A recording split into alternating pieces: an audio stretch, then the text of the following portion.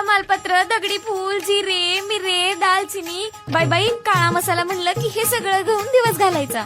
अगं झरीकर मसाला आहे की, ज्याने काळा मसाला ग्रेव्ही मसाल्याची सबंध महाराष्ट्राला ओळख करून दिलीये बघ. आहा, घरच्या सारखा हवाय मला मिळेल का? अगं अत्याधुनिक लॅब मधून तयार होणारा मसाला आहे झरीकर मसाला. सुटले का बाई एकदाची? आत्ताच करते झरीकर काळा मसाला टाकून झणझणीत भाजी. मग आतापासून स्वाद तोच पण अंदाज नवा.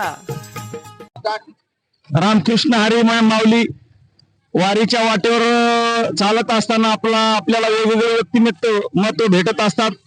आज आपल्या महाराष्ट्रातील गान कोकिळा परभणी जिल्ह्याचं वैभव आदरणीय ताई गोदावरीताई मुंडे आपल्याला वारीच्या वाटेवर भेटलेल्या आहेत. आपल्या सुमधुर गायनाच्या माध्यमातून महाराष्ट्राला आपली अभंगवाणी आणि साधू संतांची सेवा त्या करत असतात.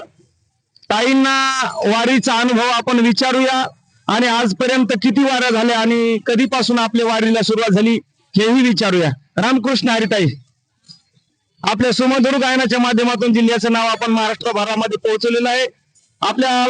मला एक प्रश्न विचारायचा आहे की आपण पहिली वारी कधी केली होती माऊलीची? पहिली वारी 1985 पासून सुरुवात झालेली आहे वारीला. आजपर्यंत अविरतपणे फक्त कोरोनामध्ये वारी राहिली माझी, नाही तर अविरतपणे कोरोनाच्या काळात म्हणजे जवळपास 40 वर्ष 40 वर्ष होत आहेत आता. 40 वर्ष झाली. 40 वर्षाच्या काळातला कसा अनुभव आहे पहिल्या वारीत आणि या वारीतला काय काय फरक आहे? आता पहिल्या वाऱ्या म्हणजे खूप कष्टामध्ये केल्या, त्यावेळेला एवढं सुविधा नव्हती. आता भरपूर सुविधा झाल्यात. सोबत काही कुणी जरी नाही आणलं तरी ती वारी करू शकते असे, म्हणजे आता खूप म्हणजे सुविधा भरपूर झाल्या. पहिल्या खूप कष्टामध्ये वाऱ्या झाल्या. पहिल्या वारीत तुम्ही म्हणजे कोणाच्या दिंडीमध्ये? पहिला आमचे 75 क्रमांक दिंडीमध्ये मी राहायची, बर, नंतर 112 मध्ये. म्हणजे वारीला येण्याचं कशी तुमच्या मनात संकल्पना आली? माझे वडीलच वारी करीत होते, त्याच्यामुळे माझ्या वडिलाची मिराची का द्यावा त्याप्रमाणे तुझी चरण सेवा पांडुरंगा. ताईंचं म्हणणं आहे की वडिलांचीच परंपरा आहे वारीची आणि खरं आहे, बरोबर आहे की वडील जे जे करीती त्या नाम धर्म ठेवीती येर ते अनुष्ठिती सामान्य सकळ, आणि वडिलांचीच परंपरा असून आपण या वारकरी संप्रदायाची सेवा करत आहात. ताई, गायनाच्या बाबतीमध्ये आपला महाराष्ट्रभरामध्ये नाव लौकिक आहे. गायनाची सुरुवात आपण कधी आणि कशी झाली आपली गायनाची? गायनाची सुरुवात माझे वडीलच भजने होते. वडील भजने असल्यामुळे मला पण आवड निर्माण झाली. मी लहानपणापासून 12 वर्षाची होते तेव्हापासून मी भजन म्हणते आणि वडिलांसोबत मग वडिलांनीच मला म्हणजे भजनाची गोडी जास्त लावली आणि माझ्या मनाची बी आवड जास्त होती. त्यामुळे मला भजनाची म्हणजे भजन ऐकू आलं की कधीच घरी थांबायची नाही, अशी माझ्या मनाची जास्त. महिला गायिका आहेत आणि जे वारकरी संप्रदायामध्ये जे काही आता महिलाही आलेल्या आहेत भरपूर आणि गायक येतात, त्यांना आपल्याला काय मार्गदर्शन करायचे? त्याला मार्गदर्शन एवढंच माझं म्हणणं आहे की त्यानं व्यवस्थित राहावं, संप्रदायाची जे काय नियम असतील ते पाळावेत आणि डोक्यावर पदर घ्यावा. मला एक वाटतंय महिलांनी असं वाटतंय आणि नियमाने राहावं एवढीच. आणि भरपूर महिला आल्यात पण नियम पाळीत नाही, त्याच्यामुळे मला थोडं खंत वाटते त्याच्याबद्दल. ताईंनी अत्यंत महत्वाचं मार्गदर्शन आपल्या येणाऱ्या पुढच्या पिढीला केलेलं आहे की गायन करत असताना कशा पद्धतीने वारकरी सांप्रदायिक गायन करावं असं ताईंचं म्हणणं आहे. आणि ताई, तुमच्या ज्या काही चाली येतात वारकरी सांप्रदायिक चाली, सुमधुर चाली येतात आणि आजच्या ज्या काही चाली येतात यातील फरक आणि काय तुम्हाला मार्गदर्शन करायचे? वारकरी संप्रदायाच्या जे चाली आहेत त्या चाली म्हणाव्यात सगळ्या शिकणार आहे ना. आताच्या पण मुलानं मुली असल्याला संप्रदायामध्ये जे पारंपरिक चाली आहेत त्याच म्हणायला पाहिजे. आणि गाण्यावरच्या जे चांगल्या चाली असतील त्या गाण्यावरचे काय न ओळखू येणारे असे जर चाली असेल तर ते म्हणायला हरकत नाही. अशा डिस्को चाली ह्या चांगल्या नाही, त्या म्हणजे गाण्यावरच्या चाली चांगल्या वाटत नाही. पारंपरिक चाली म्हणाव्यात सगळ्यांनी.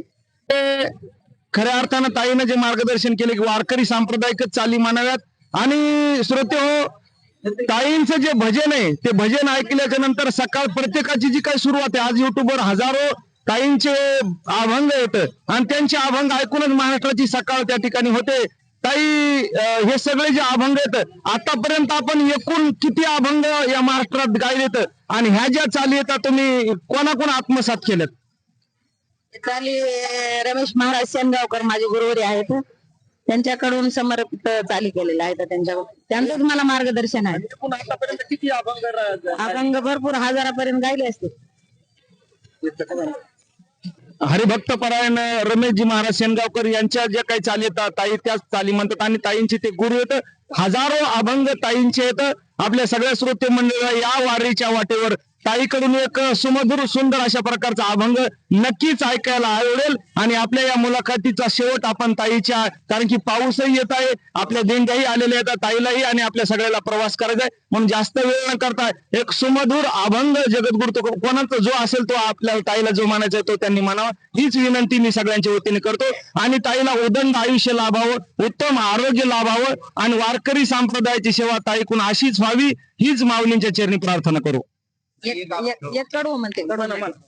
जाय जाय तो पंढरी,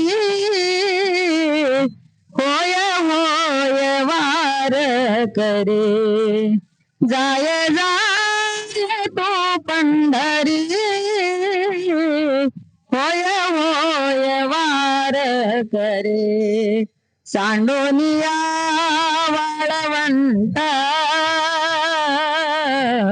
सांडोनिया वाळवंट, काय इच्छे वैकुंठ,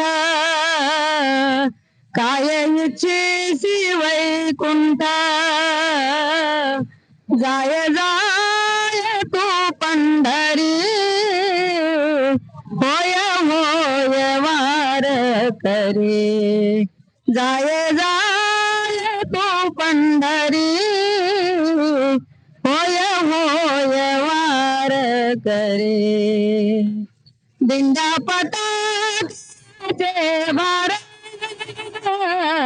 दिंडा पटाचे भार, तुळशी माळनिया बिरा.